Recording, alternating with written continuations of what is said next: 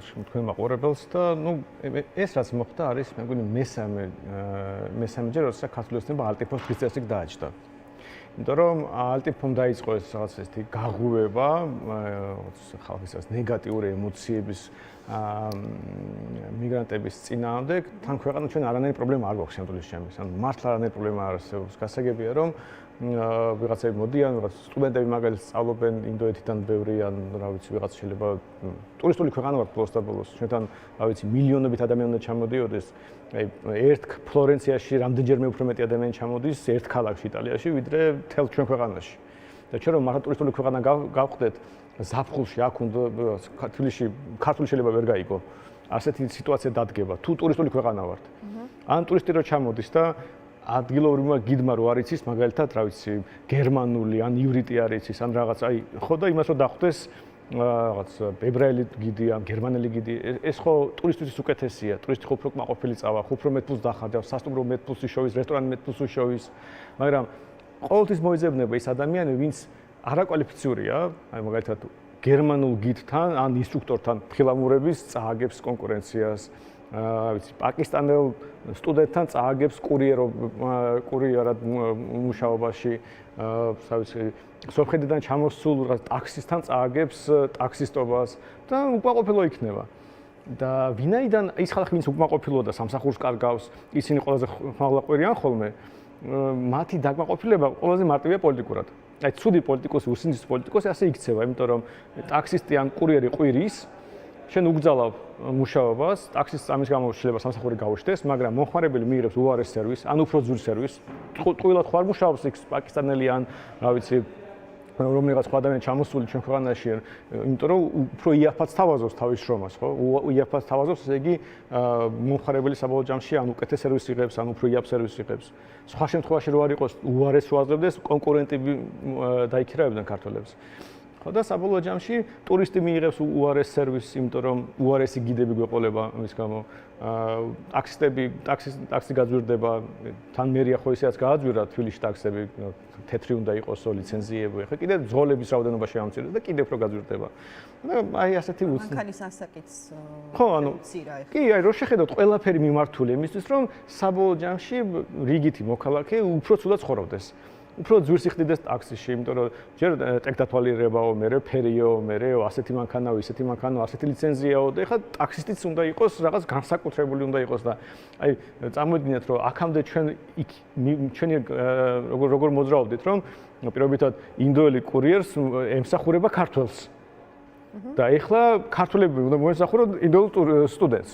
ანუ ასეთი სტრუქტურა წარმოიდგინეს რა და პირიქით ჩვენ თუ მდიდრდებით ასეთ სფეროში უცხოელები უნდა მუშაობდნენ. ან ჩვენ ხო იმისკენ უნდა მივისწრაფოდეთ რომ ქართველები კურიერად კი არ იმუშაობდნენ. არამედ პირიქით კურიერ გამოიძახონ და იქ უცხოელი მოდიოდეს. ეს ხო ბუნებრივია.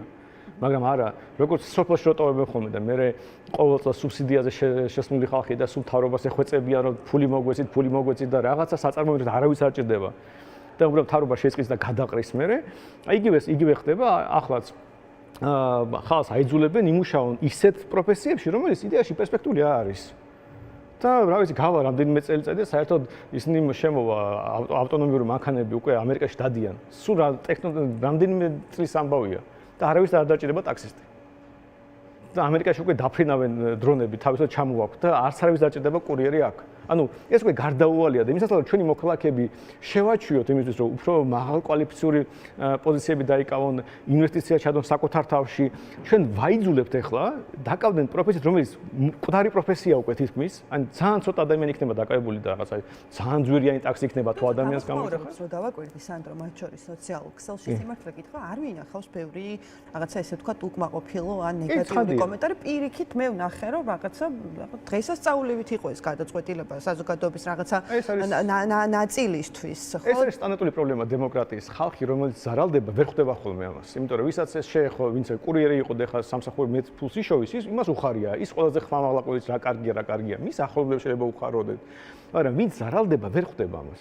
ელემენტარულად ეს არის თავი პრობლემა დემოკრატიის, რომ რიგითი ამორჩეველი ვერ ხვდება, როგორც სხვა ეს პარსავენ ყოველ დღე, ოღონდ რაღაცას ეუბნებიან, რომ იცი რა, ეს რაღაც სახელმწიფო ინტერესია, ან ეს რაღაც ძალიან მნიშვნელოვანია, ევროპაში ასეა და მე ის თქვი, რა კარგია, და გამპარსევ მაშინ და პარსავენ და არიან ბედნიერად რა და ეს მარტო ჩვენთან არ ხდება, გერმანიაში იგივე ხდება, ამერიკაშიც, რუსეთშიც და ამ შემდეგ.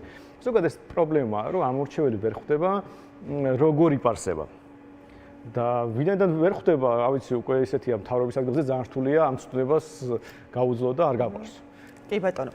სანდრო, კიდევ მინდა სხვა საკითხებზე გადავიდეთ, რომელიც ეხება უშუალოდ იმ ღონისძიებებს, რასაც თავად ქართული ოცნება ატარებს. რამდენიმე მიმართულებით დავსვამ კითხვას. ერთი არის ფარცხალაძის кейსი, ძალიან საინტერესო. სულ ვამბობ ხოლმე, რომ აი წლების წინ მათთვის რაღაცა ძალიან გადაფარებულები რომ ვიცავდნენ და კარგად გახსოვს შენ ეროვნულმა ბანკმა რეგულაციებიც კი მიიღო შესაბამის რომ ფარცხალაძეს ქეშად გაეტანა, ხო, ამ ქვეყნიდან ფული. დღეს აღმოჩნდა, რომ ნომერ პირველი კრიმინალი ყოფილა, ყველანაირი მკვლელობის თუ შეკვეთილი მკვლელობების და კოლ-ცენტრების უკან თურმე ოთარ ფარცხალაძე ყოფილა, საერთაშორისო ძებნილად გამოაცხადეს, დაუსწრებლად პატიმრობა შეუფარდეს და ასე შემდეგ. რა სიტყვით ამ ისტორიაზე? თუ გავითვალისწინებთ იმასაც, რომ ლევან დავითაშვილიც ყოფილი ვიცე-პრემიერიც ასევე კორუფციის ნაწილში დაბარებული ყავდათ გამოკითხვაში, ანუ რას აკეთებს ივანიშვილი? აი რა რისგან ასუფთავებს ახლა ესე ვთქვათ, არ ვიცი, მის გარემოცვას თუ მის ირგვლივ პოლიტიკურ სივრცეს. ვიზია ეს გათვლილი? ახლა მე და თქვენ, რა ვიცი, ფარცხალაძეს რაღაცა სიახლე არ ყოფილა, ხომ ქართული ოცნებისგან არ უნდა მოგვესმინა ის, რასაც აქამდე წლები მაგალითად საუბრობდით, მათ შორის მედია, მაგრამ ივანიშვილი ვის ელაპარაკება? ხო, ანუ ზუსტად ეს ამბავია, რომ მე ვერ შევალ სპეკულაციაში იმაზე, რაც არ ვიცი, მაგრამ ერთი რაც ჩანს, რომ რაღაც მართლა მნიშვნელოვანი უნდა მომხდარიყო. ანუ ეს ახლა ბოლოს ღარიბაშვილი თვითმფრინავი დაფრინავდა შულთან ერთად ამერიკაში თუ რაღაც, ანუ ისიც გასაგები იყო ყველაფერი. ანუ კორუფცია რო იყო რაღაც დონეზე, ამას მეგონი ქართული ოცნების ამორჩეველიც კი ხედავდა რა, უბრალოდ ბიზნესმენის მიმართ სიყვარულის გამო შეიძლება თვალს ხუჭავდა, ან რა ვიცი, ეგონა რომ ასეც უნდა იყოს, მაგრამ ის რო რაღაც ფარცხალაძე ასეთი იყო, ან ღარიბაშვილი და შემდეგ ისიც გასაგებია, მაგრამ რა იყო ის ტრიგერი, რომელიც მე არ მგონია რომ ეს უბრალოდ ირაკლი კობახიძე იჯდა და მოდი ხა ღარიბაშვილს მოვიშორებო. ეს ხო თავისთავად ბიზნესმენის გადაწყვეტილებაა და ამის გარეშე არაფერი არ მოხდებოდა. და იმიტომაც რომ ეს ივანიშვილის გადაწყვეტილება, იმიტომაც არის რომ ქართული ოცნების ბევრი მხარდაჭერა ვინც ღარიბაშვილი მოსწონდა და კობახიძის საერთოდ არ მოსწონს ჩუმაძის. რო ხვდებიან რომ ეს კობახიძეს თვითშემოქმედება არის. ხო და აი რა იყო ეს მიზეზი, რომელიც აი ასეთი რისხვა გამოიწვია თან არაერთი ადამიანის მიმართ, აი მთელი გუნდი აი ამოჯირკვნეს ფაქტობრივად, მთელი რაღაც წარსული მოიშორეს. ხო, აი რაღაც ისეთი უცნაური სასტიკით თან, ანუ შეიძლება სასტიკით არა, მაგრამ ყოველთვის აი ძალიან რადიკალურად. რომ ყველა გაოგნებული ვიყავით, ხო, რაღაც ეტაპზე მინიმუმ ცალკეული პერსონალიების მიმართ მინიმუმ. და ამიტომ არ ვიცი ეს რაღაც შიდა ამბავია, აშკარად პრობლემა ამ ხალხმა რაღაც დააშალა თავის იერარქიაში, ბიზნესმენის წინაშე. დააშალა სერიოზულად ალბათ ყველამ ერთდროულად? რაღაც მრავალჯერ, შეიძლება გადაჯაჭვული იყო ეს ამბავი. იმიტომაც შეიძლება უცნაურად გამოიყურება, მაგრამ სხვანაირად არ გამოვიდოდა. არ არსებობს რომ ამხელა ლეგიტიმაცია ქონოდა შიგნით ირაკლი კობახიძეს და ბიზნესმენს ეთქვა რომ რაც მინდის გააკეთეო, მე არ მაინტერესებს. აი ეს რაღაც მე არ წარმოვიდგენია. ხო და რა იყო ეს ამბავი, მე არ ვიცი. ფაქტია რომ რაღაც მოხდა, შიგნით მთლიანი იერარქია შეიცვალა. მთლიანად სხვანაირად იმართებოდა ხა ქვეყანა. 3 წლის წინ სხვანაირად იმართებოდა. ხო და როგორ სადამდე მივალთ, არ ვიცი, ხო გრძელდება პროცესი. ანუ ეხლა დაჭერები გრძელდება. სულ ახალი და ახალი ინფორმაცია ვრცელდება. ანუ ჯერ არ დამთავრებულა ეს. თან პარალელურად რაღაც უცნაური პოლიტიკური პროცესი იწყება ამ თავის დებატებით, რაღაც რომელიც მე ძალიან მომწონს, მაგრამ მიზეზი ასევე ცოტა გაუგებარია. გაუგებარი რატო? არ ეს რაღაც თავად ხელისუფლების ინტერესში არ უნდა შედიოდეს, თუნდაც აი ამ დებატებზე. ანუ იცი რა მინდა კითხო, შენი დაკვირვებით აი რამდენიმე დებატი იყო, ხო და მათ შორის თქვენი გუნდის წევრებსაც მიუღიათ მონაწილეობა. ანუ ფიქრობთ რომ ეს დებატები რაღაც ქართული ოცნებისთვის სასარგებლო საქმეს არ აკეთებს და ივანიშვილისთვის სასარგებლოს? მე ცე ტრაბახ შემიძლია რომ ჩამეთვალოს, უბრალოდ მე შემიძლია რაღაც დავეყო ჩვენივე სოციალური ქსელების შედეგს, ისეთ შეტაბილება რომ ჩვენთვის აკეთებენ ამას.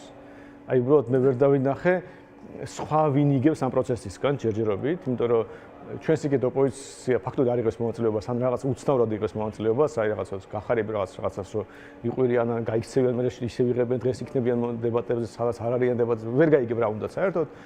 ამიტომ გამოსა ოპოზიციურ ფლანგზე არავინ არ არის ჩვენს გარდა და ქართული ოცნება ამისგან ხეს არიან ცალკეული მაგალითად უპარტიო პოლიტიკოსები ხო იყო იგივე ცოტნე იყო არა ის არაფერში არ არის ეს რა არის პრობლემა ის კი არა ადამიანი შეიძლება კარგი ადამიანი იყოს ცუდი ადამიანი იყოს კარგად იდებოდოს ცუდად იდებოდოს მაგრამ თუ დასაკარგი არაფერი არ გაქვს ამორჩევოს თუ არ წარმოადგენ ვიღაცას მაინც თუ არ წარმოადგენ აზრი არა აქვს თორე ექსპერტი როზის მაგალითად აი და ცუდად რო იდებოდოს შეიძლება მეგობრებს ხوار დაკარგავს სამსახურს ხوار დაკარგავს ამის გამო ერთ-ერთი ვის შეიძლება დაკარგოს პოლიტიკოსია მე რო რაღაც შეცდომა დაუშვა ამორჩევოს კარგავ და აი ეს არ იგრძნობა დანარჩენების მხრიდან რომ რაღაც დასაკარგი აქვს და მათ შორის ხო ქართული ოცნების მხრიდანაც არ იგრძნობა იმიტომ რომ ზოგჯერ ისეთი მოუმზადებლები მოდიან და ისეთ უსნაურ რაღაცებს აი შალ პაპაშვილმა 6 ჯერ გაიმეორა ერთი და იგივე არგუმენტი დღეს 26 წელია და არ 23 წელია 6 ჯერ ორ დებატებში 6 ჯერ იგივე თქვა ეგრეთ ეს ხო რაღაცად უსნაურად გამოიყურება და თან ვერ დააკლებ რომ პოლიტექნოლოგიები არ ყავთ ან რაღაც ტრენერები არ ყავთ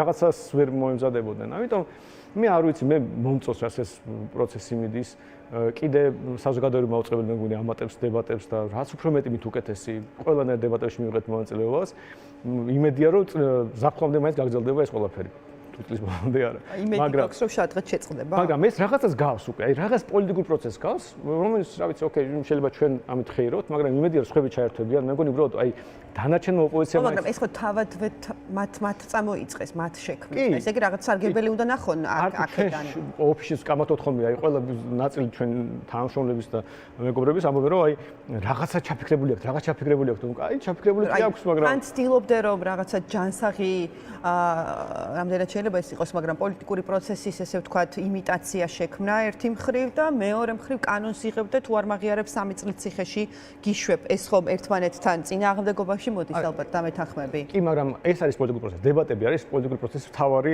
ელემენტი ზოგადად ამიტომ რომ პოლიტიკოსები ერთმანეთს სიტყვებით უპირისპირდებიან და რომ ამ დაპირისპირებას პირდაპირ ხედავს ამორჩეველი მონტაჟის გარეშე და რაღაც დამხმარე ძალების გარეშე და შემდეგ ეს არის პოლიტიკური პროცესის მთავარი ელემენტი ისე სულ მეკითხა ეს კანონი თქვენ გემუქრებათ თქვენ ლეგიტიმურად მიგაჩნიათ ქართული ოცნების ხელისუფლება სიტყვების დონეზე ჩვენ ირაკლი კობახიძე ლეგიტიმური პრემიერი კი ცხადია რომ ლეგიტიმურია მე პაპოშვილი მიხეილ ყაველაშვილიც ლეგიტიმური იმიტომ რომ ხალხი ემორჩილება აი მე არ წყვეთ ამ საკითხს ვთქვით ანუ მე შემიძლია ვიღაც არ მომწოდეს როგორც ლიბერტარიანელი საერთოდ მე მივიშნო გადასახადები ძარცვა და ამიტომ ამ კუთხით მე ზოგადად არ მომწოდეს სახელმწიფო რაღაც მოწყობა მაგრამ ლეგიტიმური ნიშნავს ხალხის მიერ აღიარება და ყოველდღიურ ცხოვრებაში აი ეს ხალხი ვის რუსთაველზე და გადის ისინი აღიარებენ პატულს ხო ემორჩილებიან ბოლოს და ბოლოს ხა ვიღაცა შეიძლება სპორადულად ვიღაცას რაღაცას არ ემორჩილებს რაღაც კანონს არ ყვებს ზოგადად ხო ემორჩილებიან გადასახადებს ხო იხდიან no ვიცი კანონებს რომელიც ეს პარლამენტი იღებს ხო იღებენ აღასრულებენ ეს ბოლოს ყაველაშვილმა ვიღაც რო შეიწყალოს ჩხუბს დაიწყებენ არ გამოვა საკნიდანო შეიწყალა კიდეც ხო ანუ ხო ეს ხო აი ეს ხო რაღაცნაირად უცნაურად გამოჩნდება ადამიანი დაიწყოს ჩხუბი და არ გამოვართ ციხიდან ნუ არ ვაღიარ პრეზიდენტს მის შესყალებასო ეს ხო რაღაცნაირად აი არაბუნებრივი იქნება მათ შორის იმისთვის ვინც ლანძღავს დღე და ღამე თქვა ივანიშვილი და თვითონ მათ რაში სჭირდებათ აი რა უნდათ რა სითხოვენ ამით რის არა ნუ მე მგონი წევა უნდათ აი თქვენ ამბობთ რომ რეალობა არის რომ საზოგადოების უდიდესი ნაწილი რომელიც ემორჩილება იგივე ამ პარლამენტის მიერ მიღებულ კანონებს თუ არ ვიცი რუსთაველზე აქციის დგომით პოლიციას აღიარ უწევს რომ აღიაროს მათი ლეგიტიმაცია მაგრამ აი თავად მაშინ რა კრიზისი აქვთ ეს რა უნდათ აი არ ვიცი გვარამია ზურა ჯაფარიძისგან უნდათ მოისმინონ რომ კობახიძე ლეგიტიმური პრემიერია თუ რისი გამოვლენა ამაშინ ეს ზუსტად მე მას შორის დებატებს ეს თქვი იმიტომ რომ ისე შტაბეწლება იყო რომ მარტო მე ვაღიარებდი იმ მომენტში დარბაზში ქართულ ოცნებას თვითონ როცა ადამიანი ყურის მაღიარებს ეგ თვითონ ეჭვიპარება ხო ეჭვი ამაში პრობლემა ხო ამ კანონში ის კანონი შეიძლება ჩემთვის კი არ არის პრობლემა ზოგადად იდიოტობაა ჩემი არის მაგრამ ეს ხო მეტყველებს ქართულ ოცნებაზე თვითონ ეჭვი აქვს რაღაცაში და თუ თვითონ ეპარებათ ეჭვი საკუთარ ლეგიტიმურობაში მე პრობლემა არ მაქვს ოკეი არ იყავით ლეგიტიმურობა მაშინ რა ვქნა მაგრამ თავისი ფორმით ეს რაღაც აი მართლაც იმიტომ მოუყვანე ტრანსების მაგალითი რომ რაღაც უსნაურად ფსიქიკური რაღაც მდგომარეობაა იმიტომ რომ ხელისუფლებაში ხარ ყველაფერს მართავ ფული გაქვს ძალოვნებს გემორჩილებიან ქუჩაში დიდი მიტინგი არ იმართება არაფერი ისეთი არ ხდება ქვეყანაში და შენ ამბობ რომ გინდა თუ არა მაღიარება ვიღაც ადამიანს რომელიც რუსთაველზე რაღაც 450 დღე დგას და დრო არ გაღიაროს მე რა მოხდა რა ხელს გიშლის ციხეში უშვებ აგერ ხო და ამას ვამბობ, ამიტომ ეს უბრალოდ მათზე მეტყველებს უფრო და როგორც მე არ მესმის რა კონფლიქტი შეიქმნა კონკრეტულად ღარიბაშვილსა და ივანიშვილის შორის და რატომ ხდება ეს ყველაფერი, რაღაცა შეიძლება ვიცოდე, მაგრამ აი სრული გააზრება ამ ფორმის და მასშტაბის არ მაქვს. იგივე არის ეს კანონი, ეს უბრალოდ რაღაც ერთ-ერთი ამ სულელური კანონების შედეგია, მაგრამ ამ კანონებით ბოლოს სიტყვის და გამხატვის თავისუფლება იღუპება. ბაჩიაშვილსაც მინდა გითხოთ, თუ უშვებდით ისე რაღაცა მოვლენების ესე განვითარებას ბაჩიაშვილთან დაკავშირებით. მე საერთოდ გამიკვირდა რომ ციხემდე მივიდა ეს საქმე. ანუ ზოგადად მე არც არ მქონდა ახმა რომ ბაჩიაშვილი რაღაც ოპოზიციონერია და რაღაც მათ შორის უბრალოდ რა არის იმის კი არ მჯეროდა რომ ეს მისი ანუ ის მართალია რაღაც გაგებით ივანიშვილის წინაშე. იმიტომ კი არა რომ ფული არ უშოვია ლეგალურად და შემდეგ შეიძლება ნორმალურ ქვეყანაში რაც გააკეთა სრულიად კარგი იყოს და პატიოსნად ნაშრომი ფულად ჩათვლილი იყო, მაგრამ ჩვენ ხო არ ვართ ნორმალური ქვეყანა ამ გაგებით და ის იყო ივანიშვილთან დაახლოებული ადამიანი და ამ ქვეყანაში ვინც ამ იერარქიაში ზის იცის რომ ფულს თუ შოულობს ივანიშვილის წყალობით შოულობს. არც ერთი მასთან დაახლოებული ბიზნესმენი თუნდაც რაღაც ცალკეული ბიზნესი ქონდეს, რა ვიცი, ალკოჰოლის ან რაღაც წარმოება ქონდეს, იმას ესმის რომ ის ივანიშვილის დამსახურებით შოულობს ფულს. ამიტომ ამათ უცნაურ იერარქიაში თუ ბაჩიაშვილმა იშოვა ფული, იდეაში უნდა გაიყო ნამდვილად. ხო, მაგრამ მე ისტორიაზე გეუბნები, ჯერ დაიჭირო, შემდეგ ვიღაც შეუგზავნო, სასიკვდილოდ გაიმეტო. ხო და თავიდან გამიკვირდა რომ თავიდანვე ვერ დაალაგდნენ. რა იყო ისეთი, აი უბრალოდ რა არ იცოდა ბაჩიაშვილმა ბავშვობიდან რო იცნობს ივანიშვილს ის ადამიანი, რა არ იცოდა შიდა წესრიგი, გამიკვირდა. დაჭერამდე რომ მივიდა გაქცევამდე ეს იმდენად უცნაური იყო რომ მე არ მაქვს ამის ახსნა. მე რაღაცა შეიძლება ბევრ რაღაცაზე ვერ გპასუხობ თქვენ, მაგრამ ჩემთვის უცნაურია. მე დარწმუნებული ვარ რომ რაც ახლა მოხდა, რაღაცა რომ შეთანხმდნენ, გაიყვეს, რა ვიცი, ამდენი ფული მის არ ვიცი, მაგრამ ის უნდა გაეკეთებინა დასაწყისში. ეს იყო მე მგონი ცხადი თუ რამე ვიცით ქართული ოცნების შიდა ცხოვრებაზე, ასე ვთქვათ. ხო და თუ ჩემთვის ეს ცხადი იყო, ბაჩიაშვილმა რატომ არ იცოდა, მე არ ვიცი. მადლობა, სანდრო რაქვიაშვილი იყო ჩვენი სტუდიის სტუმარი. ჩვენი